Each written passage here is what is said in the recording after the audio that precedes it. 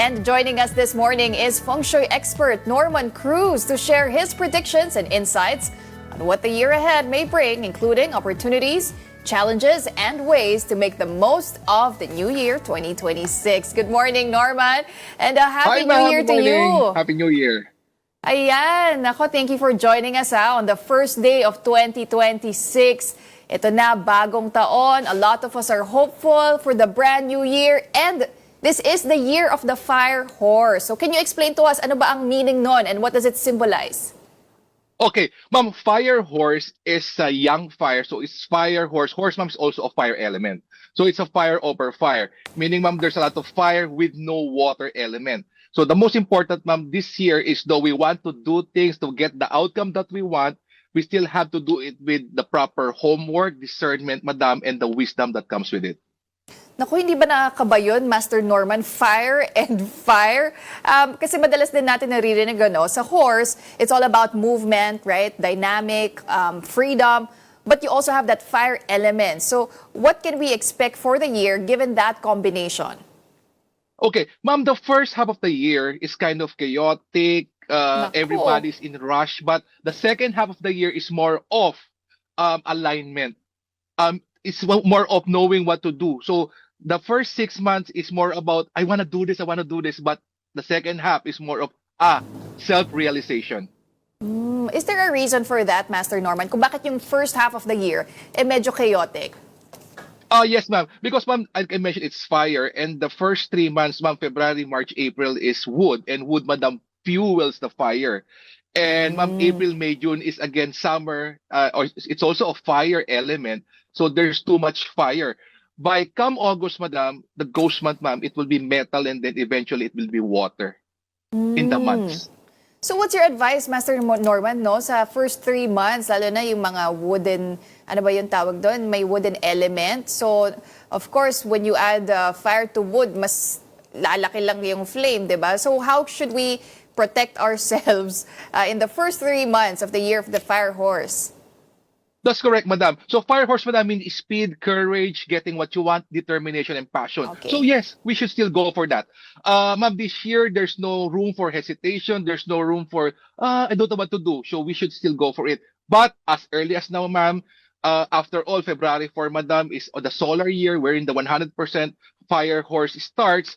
Right now, madam, January 1, while resting, while we're relaxing, we still have to do our homework of what to do for the whole of 2026. And with that guidance, madam, of what to do, we are better, madam, of getting what we want for 2026. Ang ganda nun, Master Norman. No hesitation this year kasi nga napaka-dynamic, napakabilis ng dala ng Year of the Fire Horse. So, sa tingin nyo ba, Master Norman, saan natin pinakamararamdaman yung fire energy? General outlook lang ito, ano, for the Philippines na rin, for the country. Will it be in the economy, with politics, or even in the daily lives of Filipinos? Okay, ma'am, let's go with the business. So, ma'am, fire business is number one. Ma'am, like I mentioned, it's all fire, no water. So, fire business, madam, is entertainment, media, show business, madam, food, of course, travel, madam, and politics are all fire element. So, what is lacking, madam, is water. So, ma'am, water being the last, so it's the balancing element. However, madam, if you want to start a business that is water-related, not recommended this year. How about businesses na may kinalaman na po sa water? It will not be a so good you should year just for have to them? maintain it, madam. But to start it, water business this year, well, not recommended, ma'am. Ayun. So yung mga, ano bang mga water businesses natin, Master Normie? Mga water refilling station, ganyan. Siguro mga resort na may ma'am, swimming fast-moving pool. consumer goods, groceries, shipping, we have also transportation and communication, Correct. madam, are water businesses. So, ma'am, if they would like to, for that, their businesses to prosper, ma'am, they should offer more to the people. New marketing, new branding, madam, and so that people would, will avail of that services and products, madam, of a water business. And since water really counters fire, Master Norman, does it mean pati ang sea travel kailangan bawas-bawasan this year? Actually, O ma'am, it's delikado more ba of yun? date selection. So, ma'am, the best, madam, is every one of us, madam, at the birthday, and so it's a DNA stamp. So, ma'am, there are advice, madam, for a certain day, or even a month. So every time you travel, madam, there is a what you have to do. Let's say, ma'am, if you're traveling to Japan, so I Mm. recommend, madam, that the moment you step up of the door, you throw 6 pieces of coins for the travel Mm. to be auspicious. 6 pieces of coins. Kahit anong coins yan. Yes, madam. So, ma'am, the moment that you're going out and you will no longer go back to your home, straight to your car or van, that's the moment, madam, you spill 6 coins, ma'am. Any kind of coin. And then you go Mm. straight to the airport. No more coming back to your home. Okay. O yan, dapat nagte-take notes na yung mga kapatid natin ha. Pero ito, Master Norman, I'm sure a lot of people want to know what's in store for them, specifically sa kanilang mga respective signs. So tell us, aling-aling mga zodiac signs ba ang mas lucky ngayong 2026? Okay, ma'am. Let us check, madam, po the three luckiest. So the three Okay. luckiest, madam, is the ox, rabbit, and rooster. However, madam, the ox, madam, is number one because it has a lot of helpful people. So that's a good one, ma'am. But Mhm. the ox, madam, has an assignment. The assignment, madam, of the ox is make sure that he or she visit spiritual places. The number two, ma'am, is rabbit. The rabbit, madam, this year has a spiritual awakening. And it's the most lovable, ma'am, the most lovable animal Wow. sign this year. However, madam, the rabbit has to be careful with love scam. Ayun. And number three, ma'am, is the rooster. The rooster, madam, is number three, ma'am, and it's all about branding, being visible. But the rooster, madam, has to be careful with one night stand. May ganun pala, Master. So, but Oh, yes, ma'am. in total, so Ox, Rabbit, and Rooster, sila ang pinakaswerte sa 2026. And That's interestingly, correct, ito ma'am. kaka-google ko lang, Master Norman, si President Bongbong Marcos, 1957. So, ibig sabihin, fire rooster siya. So, That's maybe you can correct, give ma'am, us na yes. rin a glimpse of what's in store for the President of our country since it's been a very turbulent year noong 2025. Does Yes. this mean mas magandang outlook para sa kanya for this year? That's correct, madam. Because, madam, the president, madam, is also born in the rooster month and rooster year. And having said that, madam, when the month and the year, madam, has the same animal sign, especially the rooster, ma'am, it's called a self-punishment structure. So the president, madam, yeah, it's a better year for the president, madam. But of course, like I mentioned earlier, madam, it's always the homework and the discernment, madam, that should also comes with it. So may kasama rin palang homework ka. Hindi pwedeng iasa na lang sa swerte, Master. No? You also have to do And your own yes, discernment. madam. Agree. And by the way, madam, we should not only focus. Yes, so much fire, technology, iOS upgrades, AI. Ma'am, we are forgetting something right now. We are forgetting that we should also improve on our spirituality this 2026. Ayan, maganda yan. Kailangan ng discernment talaga internally to also reflect where we want to go in life. Hindi yung puro na nga lang technology, puro AI. Pero okay, so we talked about the lucky zodiac signs for the year of the fire horse. Ano naman po yung mga unlucky o yung hindi masyadong siswertehin ngayong 2026? So, ma'am, the last animal sign, madam, is none other than the rat. The rat, madam, is the last, so it's the number 12. Why? Because, madam, it has no noble people.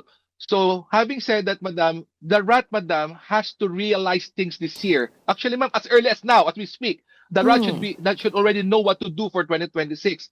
So, part of the self-realization, madam, is, ma'am, what's good about this? The first animal sign and the last animal sign has to both have to both grow spiritually. So that's the best Okay. of it. So the moment you wake up, rat, remember this. The moment you wake up, you should learn how to pray, wish, manifest, and visualize daily in the morning. Ayan. So, pray, wish, manifest daily. But in terms of mga pwede nilang gawin, mga concrete steps, Master, meron ba yan para medyo makaiwas-iwas sa negative energy? Yes, ma'am. For that, madam, make sure that ma'am, as of now, madam, yung north area of your home or office should have a water feature. There should be a fountain or aquarium, madam, at your north area. And for the rat, remember, avoid northwest and avoid, madam po, the south area. South area, ma'am, has the 5 yellow or the 5 evils. Betrayal, misfortune, tragedy, illness, accident. And northwest, madam, has the sickness and overthinking energy. Talaga ba? Well, yan dapat makinig na yung mga rat signs. Sila yung mga born in 1984, 96, 2008, and 2020. So nung pandemic That's correct, pala, year ma'am. of the rat yon. Yes. Okay. But Master, aside from yung rat na zodiac sign, may iba pa ba na kailangan mag-ingat-ingat this year? Yes, ma'am. Ma'am, yung pang 11 po is the tiger. So the tiger, Okay. madam, is the number 11, ma'am, because it have no good energies, madam, present in the chart. So the tiger, madam, has to be careful with two things: man-made and natural calamity. So if you know of a place, there's a rally, a riot, madam, go the other way. If you know that your travel has a volcanic eruption, a possible earthquake, madam, might as well cancel your trip in that country. So kailangan conflict averse ka and you prepare in advance. And Third yes, ma'am. sign. Third sign, Master, na posibleng unlucky sa 2026. So may rat, tiger, may isa pa ba? And rat, tiger, and madam, pang-sampu po is none other than the horse itself. So the kahit horse year of the itself, madam. horse, Okay, for the horse, ma'am. For the horse, listen well. You should address and face your buried memories. wow. So all negative, unforgettable, buried memory should be addressed this 2026. Wow, may mga ganun pa din pala, Master. So hindi pala Yes, ibig ma'am. sabihin na porket year of the horse ay swerte ka na kaagad. Yes, madam. The horse, madam, right now is in a magnifying glass or under the microscope. So horse, remember this: whatever you do, good and bad, you are being watched. Two eyes are on you. So be very careful. Do strategic planning. Everything should be calculated before you do anything sa mga horse animal signs. Yan. So everything should be calculated. So ayan, rat, tiger, and a horse ang dapat medyo mas maingat this 2026. So That's if correct, hindi ma'am. nabanggit, Master, yung mga sign mo dun sa auspicious, so lucky, at dun na rin sa mga hindi masyadong swerte, kuwari middle of the pack, does that mean medyo safe naman yung inyong outlook for the year? Okay, ma'am, ang pang number 9, madam, is the snake. So ang snake, madam, has one thing to be careful. Being forgetful, ma'am. Kasi po, ang snake, ma'am, yearly po, may tinatawag kami energy of the death god. The death god, madam, parang, woo, it's so frightening. But ma'am, the death god means makakalimutin. So snake, be careful with that. Okay. Ako, Master Pig, boar. Oh, pig, madam, is a turnaround or a comeback year for the pig, ma'am. Ayun. The pig, madam, this year is the problem solver, madam. So be ready, Wow. ma'am. Of course, ma'am, it's a much, much, much stable year for you. So much blessing, madam, but also be prepared to help other animal signs. Ayan. Ang ganda naman ng outlook naming mga pig. Start of the new year, maganda na agad ang balitang naririnig natin, no? But of course, we wish everyone auspicious, a very lucky, a fruitful year, ano? Pero paano ba natin maiiwasan, Master? For all signs na rin, yung mga negative energy, what can we do na mga pangontra? I see you're wearing the color blue. Yan ba ang lucky color natin this year? Ma'am, the lucky color, madam, is red, but the blue, madam, is the balancing element. So because madam, blue represents water, madam, so ma'am, it balances the chart. So ma'am, what to do? Okay, ma'am, feng shui, madam, is not expensive. Feng shui, madam, is like a free Wi-Fi. So ma'am, having said that, ma'am, if you want to access to a free Wi-Fi, madam, you know the locations that have a good Wi-Fi, and we should also know the location that has a bad or no Wi-Fi at all, for you to be able to align and access the goodies of the internet or the Wi-Fi. So, number 1, madam, avoid being at the south area and looking at the south. So, if you are eating, planning, everything, madam, by February 4, it's the 100% of fire horse. So, ma'am, don't be at the south. Why? Because the south, madam, I mentioned, have the 5 yellow, betrayal, misfortune, tragedy, and illness and accidents. So, those, ma'am, if you are there, at the south and you are thinking, yeah, wow, not so good, ma'am. That south area, ma'am, okay, as I mentioned, has no Wi-Fi. So it's a dead spot. Number 2, ma'am, To avoid sickness, madam, avoid northwest at all costs. Northwest, madam, is the location of sickness and overthinking. So if you want to make a decision and all of a sudden, ma'am, you stand in the room and, ma'am, any part of the world, you use a compass and it points to that northwest and you stay at the northwest, ma'am, the likability, ma'am, of getting sick or getting worried, madam, is very, very high. And number three, ma'am, of course, we don't want arguments. We don't want litigation and lawsuits, ma'am. Avoid also the west area. So, merong chart kasi yan, Master Norman, ano? So, pwede lang tignan ng mga tao yung directions. Kung, yun nga, as you mentioned, para siyang Wi-Fi signal, nahanapin mo lang saan yung pinakamaganda. So, Yes, madam. sa South Tama po. area, yan ang i-avoid natin, especially on February 4. Naku, paano naman yung mga nakatira sa South, yung mga nasa Cavite, di ba, yung mga nasa Alabang. Oh, but they should just face the north direction para swerte. So what they can do, madam, is of course, madam, we should also use the good direction. So, ma'am, for lovability, if you want to, ma'am, to improve ma'am, one's lovability and ma'am, to raise your value, and ma'am, of course, you want to study po, ma'am, be at the northeast. Northeast, madam, is about health, it's about beauty, romance, and it's the increase of your charisma. Then for the wealth, madam, the wealth this year, madam, is at the east. And for the happiness, madam, I want you to be happy, be at the southeast.